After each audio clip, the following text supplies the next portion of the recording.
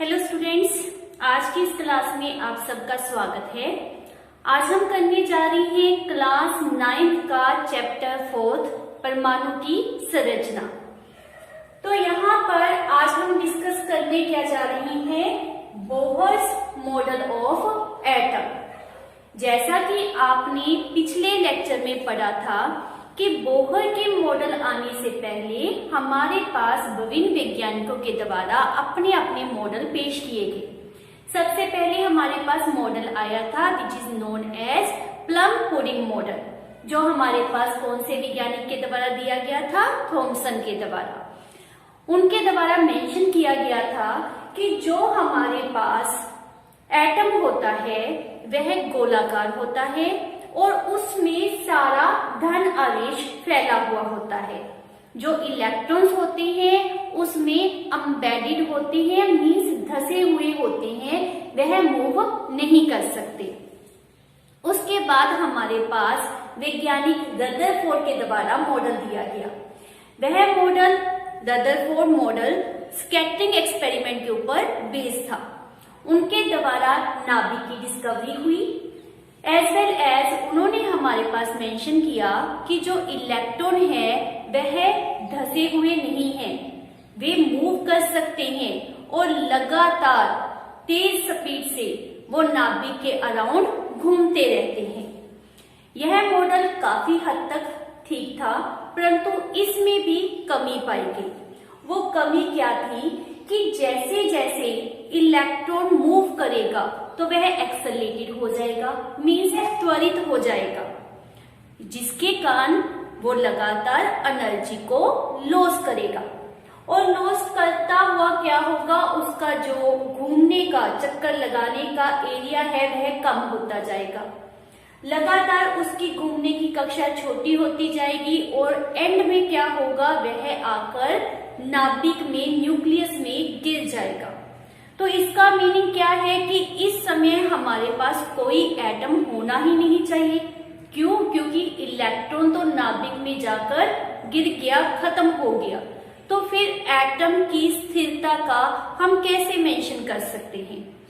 इस प्रॉब्लम को सॉल्व करने के लिए हमारे पास सन 1913 में नील्स बोर के द्वारा एक न्यू एटॉमिक मॉडल दिया गया, जिसे हम नाम देते हैं बोहर्स मॉडल ऑफ एटम। इस मॉडल के द्वारा रदरफोर्ड मॉडल की जो कमियां थी उनको दूर किया गया। बोहर मॉडल के अकॉर्डिंगली, या you can say Neil Bohr scientist के अकॉर्डिंगली, इलेक्ट्रॉन को नाभिक के अराउंड घूमने के लिए एक बल चाहिए होता है, जिसे हम कहते हैं अपकेंद्रित बल। अब वह बल कहां से आएगा? जैसा कि हमारे पास रदरफोर्ड के द्वारा मेंशन किया गया था कि नाभिक में प्रोटॉन्स होते हैं और उनके ऊपर आवेश कौन सा होता है, पॉजिटिव। उसके बाहरली तरफ इलेक्ट्रॉन प्रेजेंट है और उनके ऊपर आवेश कौन सा है, नेगेटिव। अब पॉजिटिव और नेगेटिव इन दोनों में आकर्षण बल होगा। इसी आकर्षण बल से इलेक्ट्रॉन्स को अपकेंद्रित बल मिलता है, जिसके कारण वो लगातार नाभिक के अराउंड घूम सकते हैं। और ये इलेक्ट्रॉन जो होते हैं वो ऐसा नहीं है कि किसी भी कक्षा में घूम सकते हैं। नाभिक के अराउंड अलग अलग कक्षाओं में अलग अलग ऊर्जा का स्तर होता है, किसी में ऊर्जा कम है और किसी में अधिक है। जैसे जैसे हम नाभिक की तरफ आते हैं तो ऊर्जा जो है वह कम होती जाती है, मींस जो नाभिक के नजदीक कक्षा होती है उसमें ऊर्जा सबसे कम होगी। जैसे जैसे नाभिक से हम दूर जाते जाएंगे ऊर्जा की मात्रा बढ़ती जाएगी। और जो इलेक्ट्रॉन है वह ये नहीं होता कि किसी भी कक्षा में आ सकते हैं। इलेक्ट्रॉन एक निश्चित कक्षा में ही चक्कर लगा सकते हैं। तो नील बोर के द्वारा सबसे पहली बात जो समझाई गई वो यह थी कि जो इलेक्ट्रॉन होते हैं वे केवल कुछ निश्चित कक्षाओं में ही चक्कर लगा सकते हैं, जिन्हें इलेक्ट्रॉन की विविक्त कक्षा कहते हैं। क्या कहते हैं? विविक्त कक्षा। तो इलेक्ट्रॉन की अपनी मर्जी नहीं होती कि वो किसी भी कक्षा में घूम सकते हैं। उनको एक स्पेसिफिक कक्षा दी जाती है जिसमें उन्होंने चक्कर लगाना है। जैसे हम स्कूल में देखते हैं, विद्यार्थी के मेंटल लेवल के अकॉर्डिंगली, उनकी कैपेबिलिटी के अकॉर्डिंगली, उनकी एज के अकॉर्डिंगली उन्हें डिफरेंट कक्षाओं में रखा जाता है। ऐसा नहीं होता कि जो 5th क्लास का बच्चा है वो 10th क्लास में आकर बैठ सकता है और वो वाली पढ़ाई कर सकता है, ऐसा नहीं होता। उसी तरह से ये इलेक्ट्रॉन भी नाभिक के अराउंड एक डेफिनेट कक्षाओं में ही घूम सकते हैं। उन्हें हम नाम क्या देते हैं? इलेक्ट्रॉन की विविध कक्षा। दूसरा पॉइंट, जब इलेक्ट्रॉन इस विविध कक्षा में चक्कर लगाते हैं तो वह बिल्कुल भी ऊर्जा का लॉस नहीं करते, वे ऊर्जा का विकिरण नहीं करते।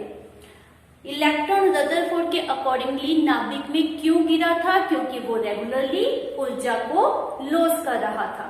लेकिन बोहर ने हमारे पास क्या टर्म दी कि इलेक्ट्रॉन जब एक निश्चित कक्षा में घूम रहा होता है तो वह इलेक्ट्रॉन एनर्जी को लॉस नहीं करेगा। तो जब उसकी एनर्जी उतनी रहेगी तो वह नाभिक से आकर नहीं टकराएगा।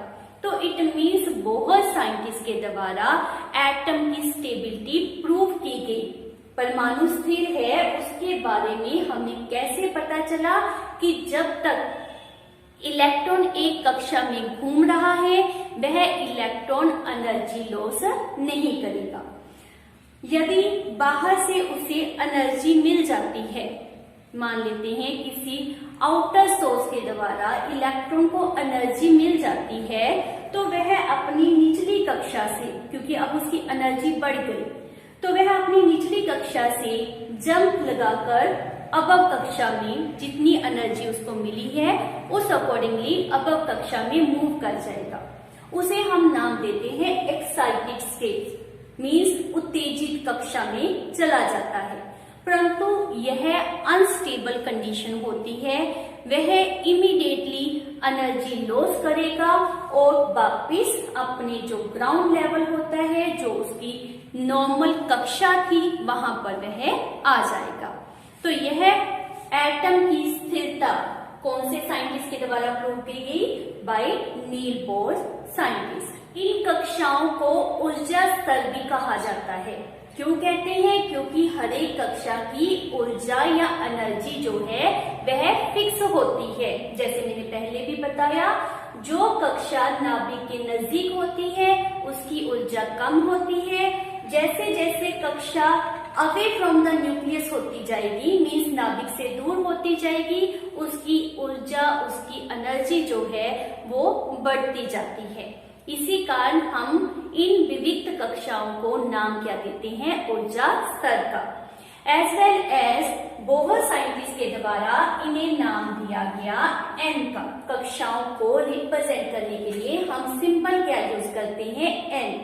और जो कक्षा हमारे पास नाभिक के बिल्कुल नजदीक होती है उसे कहते हैं 1, उसके बाद 2, 3, 4, 5 सो ऑन। इस तरह से हम इन्हें नंबर देते हैं। इंग्लिश अल्फाबेट में भी इन्हें नाम दिया गया है। जो कक्षा नाभिक से नजदीक है, मीन्स जिसे हम फर्स्ट कक्षा का नाम दे रहे हैं, इंग्लिश में इसको ऑर्बिट भी कहते हैं। कक्षा का दूसरा नाम इंग्लिश में क्या होता है? ऑर्बिट। तो फर्स्ट ऑर्बिट को नाम दिया जाता है K, L, M, N so on. इस तरह से हम इन्हें नाम देते हैं। अब बोहर साइंटिस्ट के द्वारा हमारे पास विभिन्न कक्षाएं दी गई, लेकिन इन कक्षाओं में इलेक्ट्रॉन किस तरह से प्रेजेंट है ये अभी हमें समझ नहीं आया था। तो उसको समझाने के लिए हमारे पास बोर बड़ी स्कीम दी गई। इस स्कीम के अकॉर्डिंगली हमें पता चला कि विभिन्न कक्षाओं में इलेक्ट्रॉन्स का वितरण कैसे करना है। यह बिल्कुल ही सिंपल फार्मूला है, जैसे हमने अभी किया कि हमारे पास कक्षा, कोश, ऑर्बिट, कोई भी आप नाम दे सकते हो, शेल, एनर्जी शेल, तो बहुत से हमारे पास नाम है। इसको कोश कह सकते हैं, कक्षा कह सकते हैं, इंग्लिश में इसको शेल, एनर्जी शेल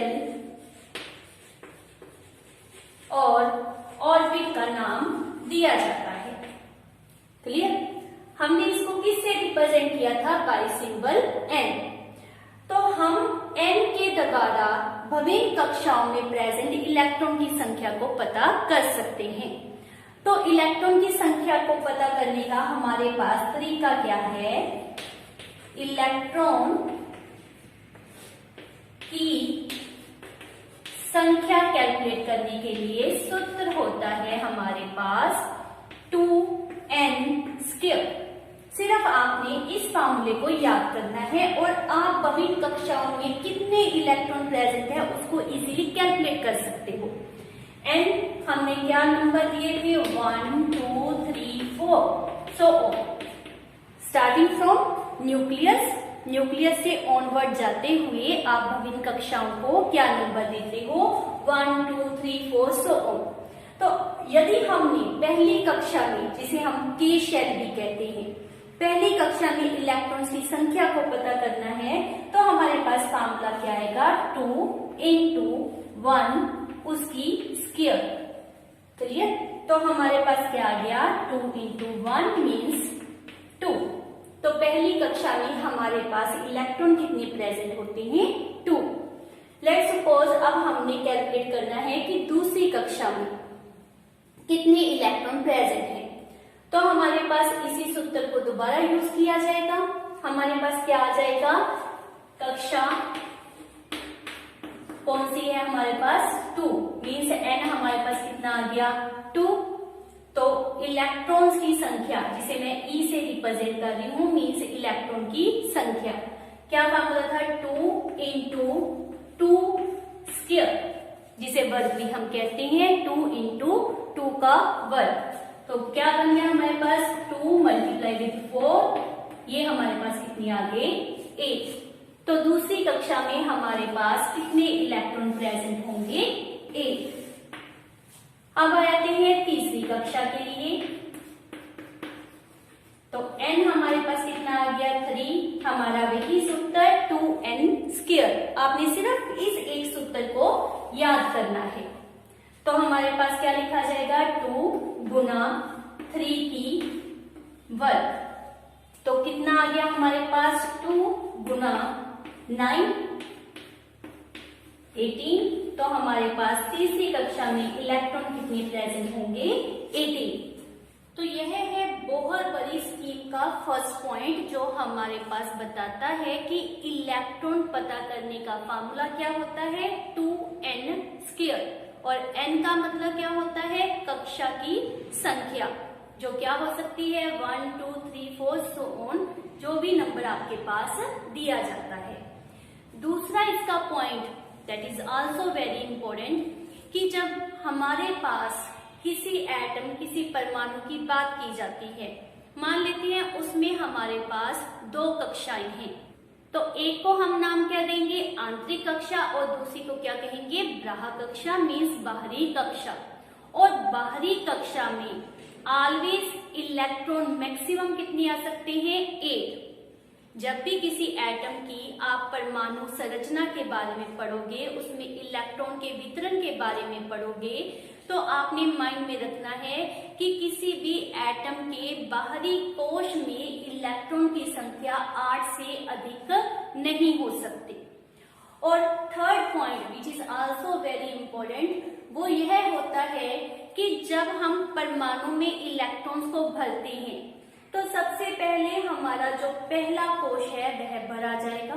जब वह पूरी तरह से भर जाएगा, देन इलेक्ट्रॉन जो है उससे नेक्स्ट कक्षा में एंटर करेंगे।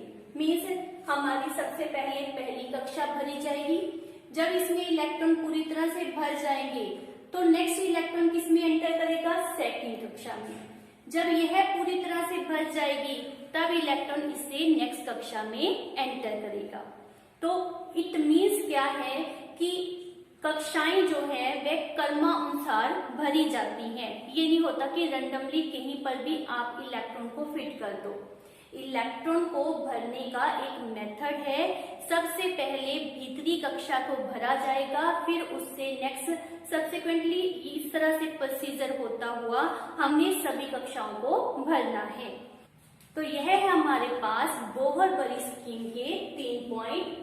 दोबारा से रिवाइज कर लें। फर्स्ट पॉइंट हमें क्या मेंशन करता है कि इलेक्ट्रॉन्स की संख्या का सूत्र क्या होता है, 2n²। इसी तरह से कक्षा 4 के लिए यदि हम कैलकुलेट करना चाहते हैं तो हमारे पास आप इजीली निकाल सकते हो। इलेक्ट्रॉन की संख्या कितनी आ जाएगी, 2 गुना 4 की पावर 2 मीन्स 2 गुना 16। तो इलेक्ट्रॉन हमारे पास कितने आ जाएंगे, 32। तो ये हमारे पास first, second, third and fourth shell में कितने इलेक्ट्रॉन प्रेजेंट है वो आपको मैंने सॉल्व करके दिखाया। आपके पास किसी भी शेल के लिए, किसी भी कक्षा के लिए पूछ लिया जाए, मान लेते हैं मैंने आपको रेफर कर दिया कि 10th कक्षा में कितने इलेक्ट्रॉन प्रेजेंट होंगे, तो आपने क्या करना है, सिर्फ इस फार्मूले को यूज करना है। जो हमारे पास क्या रेफर करेगा, 10 की square means 100 into 2 that is 200। तो आप किसी भी कक्षा के लिए इलेक्ट्रॉन्स इस फार्मूले के द्वारा सॉल्व कर सकते हो। तो इन 4 कक्षाओं के लिए हमारे पास क्या नंबर आ गया, दैट इज पहली कक्षा में 2, नेक्स्ट में 8, उससे नेक्स्ट थर्ड में 18 और फोर्थ में 32। 2, 8, 18, 32 इसको हम मैजिक नंबर भी कहते हैं। इलेक्ट्रॉन्स किस कक्षा में प्रेजेंट है उसकी संख्या को हम n से रिप्रेजेंट करते हैं। सेकेंड पॉइंट, किसी भी एटम में बाहरी कक्ष में इलेक्ट्रॉन 8 से अधिक नहीं होने चाहिए। और लास्ट पॉइंट हमारे पास क्या रेफर करता है कि जब भी हमने इलेक्ट्रॉन्स को फिल करना है तो कक्षाओं में क्रमानुसार भरा जाएगा। मीन्स सबसे पहले भीतरी कक्षा को भरा जाएगा, फिर उससे हायर सो ऑन, इस तरह से हमने कक्षाओं को भरना है। तो यह है हमारे पास बोहर बरी स्कीम, जिसके तहत हमें पता चलता है कि किस प्रकार से इलेक्ट्रॉन्स का वितरण किया जाता है। अब हम कर रहे हैं बोहर बरी स्कीम के अकॉर्डिंगली इलेक्ट्रॉन का वितरण, कि किस तरह से डिफरेंट कक्षाओं में इलेक्ट्रॉन को प्लेस किया जाता है। सबसे पहले हमारे पास परमाणु संख्या 1 मीन्स जिसमें प्रोटॉन्स 1 हैं और इलेक्ट्रॉन की संख्या भी 1 है, उस तत्व का नाम क्या होता है, हाइड्रोजन, और उसका प्रतीक क्या है, H। अब एक इलेक्ट्रॉन है तो वह कहां पर आएगा, कक्षा K में, और यह हमारे क्या है, बिल्कुल एम्प्टी। परमाणु संख्या 2, तत्व का नाम क्या होता है, हीलियम, प्रतीक He। अब इलेक्ट्रॉन हमारे पास 2 हैं और K शेल में मैक्सिमम कितने इलेक्ट्रॉन आ सकते हैं, 2, और ये हमारे पास क्या होंगे, बिल्कुल खाली। नेक्स्ट परमाणु संख्या 3, तत्व का नाम होता है लिथियम, Li।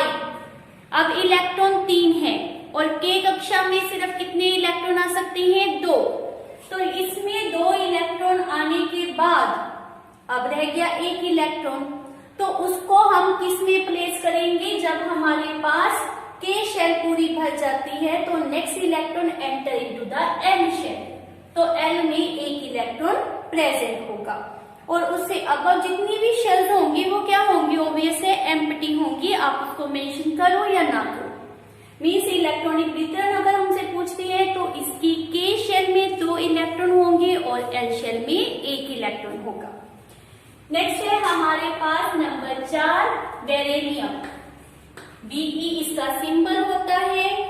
अब हमारे पास इलेक्ट्रॉन कितनी है, 4, तो K शेल में 2 इलेक्ट्रॉन और 2 इलेक्ट्रॉन L शेल में प्रेजेंट होंगे, जैसा कि आप देख ही रहे हैं। हम इसी प्रकार से जिस तरह से यहाँ पर इलेक्ट्रॉन रिप्रेजेंट किए हैं उसी प्रकार इन गोलाकार कक्षाओं में और बिट्स में इलेक्ट्रॉन को बिंदु के द्वारा रिप्रेजेंट कर रही हैं और उनको रिप्रेजेंट किया गया है। नेक्स्ट है बोरोन, परमाणु संख्या 5, मीन्स इलेक्ट्रॉन 5 है इसमें। तो 2 इलेक्ट्रॉन के शेल में, के भर गया, अब 3 इलेक्ट्रॉन किसमें होंगे, एल शेल में।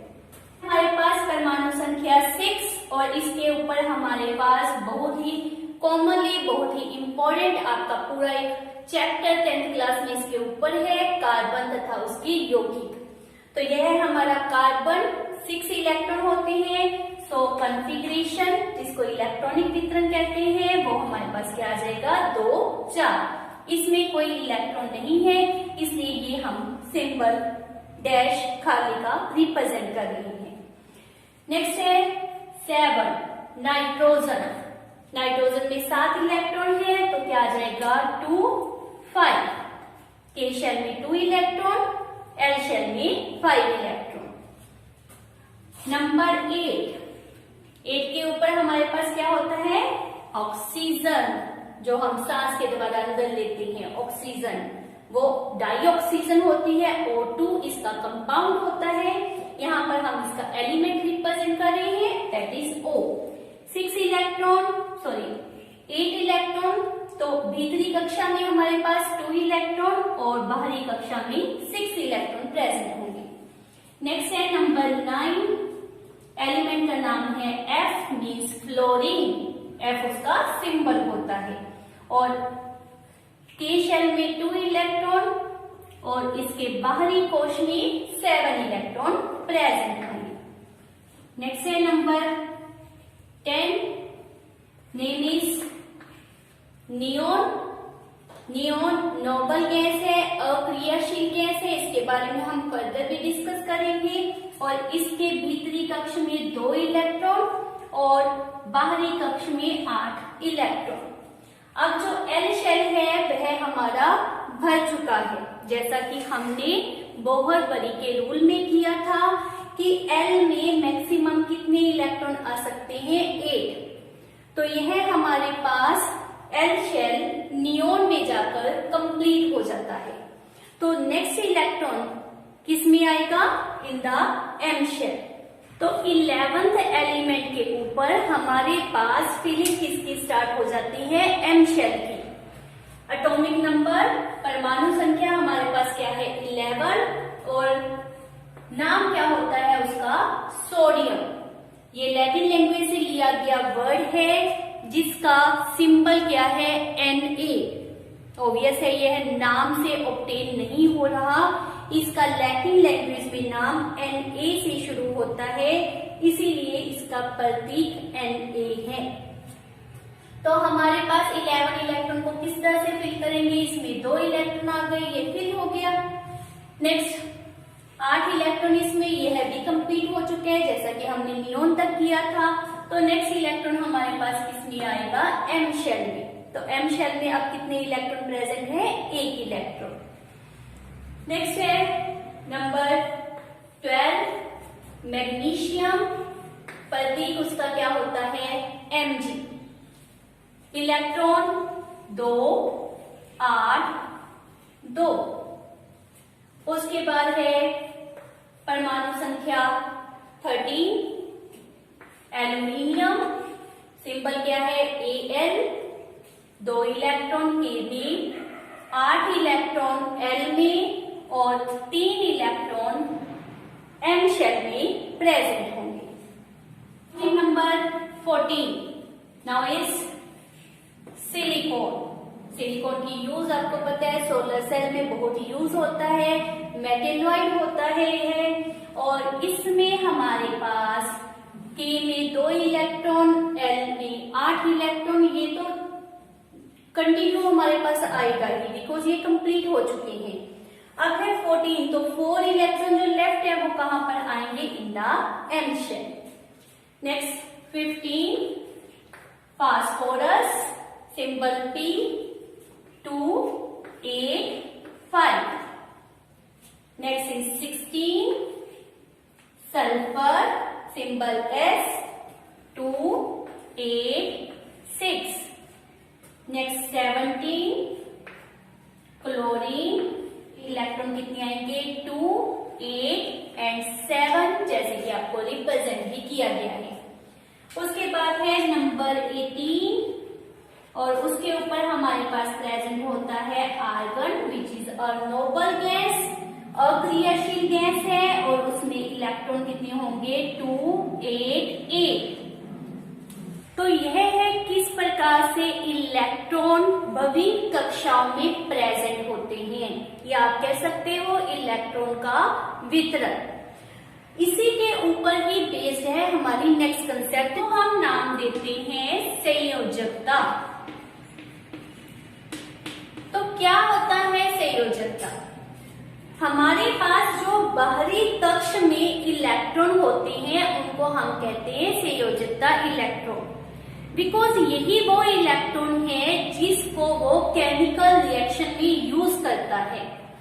बोहरबरी ने अपनी स्कीम में मेंशन किया था कि बाहरी कक्ष में 8 इलेक्ट्रॉन से अधिक इलेक्ट्रॉन नहीं हो सकते।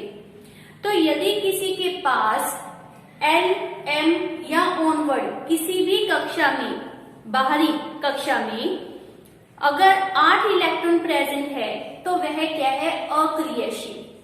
उसकी संयोजकता 0 होती है, वह क्रियाशील नहीं होता है, वह विभिन्न तरह के केमिकल रिएक्शन में पार्टिसिपेट करने के योग्य नहीं होगा। मीन्स उसकी संयोजकता आपके पास कितनी होगी, 0। और जो हमारी फर्स्ट शेल है के शेल, यदि उसमें 2 इलेक्ट्रॉन आ जाए, क्योंकि उसमें मैक्सिमम 2 इलेक्ट्रॉन आ सकते हैं, उससे अधिक इलेक्ट्रॉन नहीं आ सकते। तो यदि किसी में के शेल में 2 इलेक्ट्रॉन है तो वह पूरी तरह से भरा हुआ है, बाहरी कक्ष हो और के शेल हो वह पूरी तरह से भरी हुई हो, तो हम क्या सपोज करते हैं कि वह अक्रियाशील है। जैसे हमारे पास उदाहरण है हीलियम। हीलियम में हमारे पास क्या है, सिर्फ 2 इलेक्ट्रॉन होते हैं जो कि के शेल में प्रेजेंट होते हैं। तो के शेल हमारी पूरी तरह से भर गई, इट मीन्स यह अब किसी के साथ ना तो इलेक्ट्रॉन की साझेदारी करेगा, ना यहाँ से इलेक्ट्रॉन का स्थानांतरण होगा, ना किसी से इलेक्ट्रॉन लेगा, ही इलेक्ट्रॉन का त्याग करेगा। तो ये क्या है, अक्रियाशील। हीलियम विच हैव 2 इलेक्ट्रॉन वह अक्रियाशील होगा। उसके अलावा जिनकी बाहरी कक्ष L, M या एनी अदर हो, उसमें अगर 8 इलेक्ट्रॉन है तो वह हमारे पास अक्रियाशील होगी। इसको हम अष्टक भी कहते हैं। तो यदि किसी में 8 इलेक्ट्रॉन है, जैसे हमारे पास अभी आर्गन का केस किया, इसके बाहरी कक्ष में 8 इलेक्ट्रॉन है, इट मीन्स क्या है, यह अक्रियाशील है। तो ये तो है अक्रियाशील तत्व जिनकी संयोजकता 0 होती है। परंतु जिन तत्वों में अष्टक पूरा ना हो तो वह क्रियाशील होते हैं। वो कोशिश करते हैं कि हम अपने अष्टक को पूरा करें। अब पूरा कैसे करेंगे, या तो वो इलेक्ट्रॉन की साझेदारी करेंगे या फिर इलेक्ट्रॉन का स्थानांतरण करेंगे। तो हम क्या नाम देते हैं, संयोजकता। तो संयोजकता की हमारे पास प्रॉपर डेफिनेशन क्या है, बृहत्तम कक्ष में 8 इलेक्ट्रॉन ऑब्टेन करने के लिए कोई भी तत्व कितने इलेक्ट्रॉन की साझेदारी कर रहा है या फिर स्थानांतरण कर रहा है, उसे उस तत्व की हम क्या कहते हैं, संयोजकता या फिर संयोजन शक्ति। यहाँ पर अब हम इनकी संयोजकता मेंशन कर रहे हैं। तो हमारे पास सोडियम में संयोजकता कितनी आएगी, 1। यदि मैग्नीशियम की बात करते हैं तो उसमें हमारे पास बृहत्तम कक्ष में 2 इलेक्ट्रॉन है, तो संयोजकता कितनी होगी, 2। एल्यूमिनियम में 3 इलेक्ट्रॉन है तो संयोजकता 3। और अगर पर सिलिकॉन की बात करते हैं तो उसमें 4 इलेक्ट्रॉन है तो उसकी संयोजकता कितनी होगी, 4। तो यहाँ तक हम क्या रूल लेकर आए हैं कि यदि बृहत्तम कक्ष में 4 या 4 से कम इलेक्ट्रॉन है तो बृहत्तम कक्ष में जितने इलेक्ट्रॉन हैं उससे आपको उसकी संयोजकता मिल जाएगी। क्योंकि इतने इलेक्ट्रॉन का त्याग करके, एक इलेक्ट्रॉन का त्याग करके अब बृहत्तम कक्ष उसके पास कितना आ गया, L, और 8 इलेक्ट्रॉन वाला, मीन्स वह कंप्लीट है। इसलिए इसमें अपने अष्टक को पूरा करने के लिए वह 1 इलेक्ट्रॉन को ही लॉस करेगा। नेक्स्ट में 2 को, इसमें 3 को, इसमें साझेदारी करके अपने 4 इलेक्ट्रॉन को वेदर किसी को दे रहा है या फिर ले रहा है, 8 इलेक्ट्रॉन वह पूरे कर सकता है। तो इन सभी में संयोजकता इजीली सिंपली बाय सीइंग आपको पता चल जाएगी। जो हमारे पास नेक्स्ट है, अब 5 इलेक्ट्रॉन को लॉस करना मुश्किल है, तो इस केस में अपने अष्टक को पूरा करने के लिए वो क्या करते हैं, 3 इलेक्ट्रॉन को ग्रहण करते हैं। इसलिए इसमें आपके पास संयोजकता कितनी होगी, 3, या उसका सिंपली हम रूल क्या रेफर करते हैं कि यदि बृहत्तम कोश में 4 इलेक्ट्रॉन से अधिक इलेक्ट्रॉन हो तो आपने 8 में से बाहरी कक्ष के इलेक्ट्रॉन को माइनस करना है। कक्ष के इलेक्ट्रॉन्स को माइनस करके आपको क्या मिल जाएगी, इसकी संयोजकता।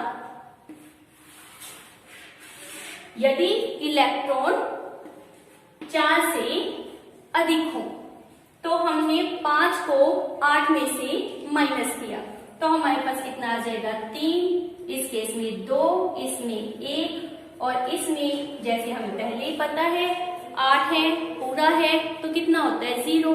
और रूल के अकॉर्डिंगली भी 8 में से 8 माइनस किया, हमारे पास क्या आंसर आ रहा है, 0। तो ये हमारे पास संयोजकता मेंशन की गई है जो कि कैलकुलेट करना बहुत ही इजी है। लेट अगर हम बात कर रहे हैं लिथियम की, लिथियम में हमारे पास परमाणु संख्या 3 होती है, इलेक्ट्रॉनिक वितरण 2 1 है और इसकी अगर संयोजकता पूछी जाती है तो कितनी आएगी, 1। फ्लोरीन की बात करते हैं, परमाणु संख्या हमारे पास कितनी होती है, 9, इलेक्ट्रॉनिक वितरण 2 7 है, तो इसमें संयोजकता हमारे पास आएगी 8 में से 7 माइनस करके, मीन्स इसकी संयोजकता हमारे पास कितनी आएगी, 1। तो इस प्रकार हम किसी भी तत्व की संयोजकता पता कर सकते हैं। तो आज का हमारा लेक्चर बहुत ही इंटरेस्टिंग रहा, जिसमें हमने बोहर्स मॉडल के बारे में पढ़ा, न्यूट्रॉन डिस्कवरी, इलेक्ट्रॉनिक वितरण which is very important not for this one class, in future भी 10+1+2 मतलब इन फ्यूचर जो भी आप क्लास कर रहे हो, अगर आपने केमिस्ट्री को समझना है तो आपके पास ये इलेक्ट्रॉनिक वितरण बहुत ही इंपॉर्टेंट है, इसको अच्छी तरह से आपने लर्न करना है। So thank you for watching my video.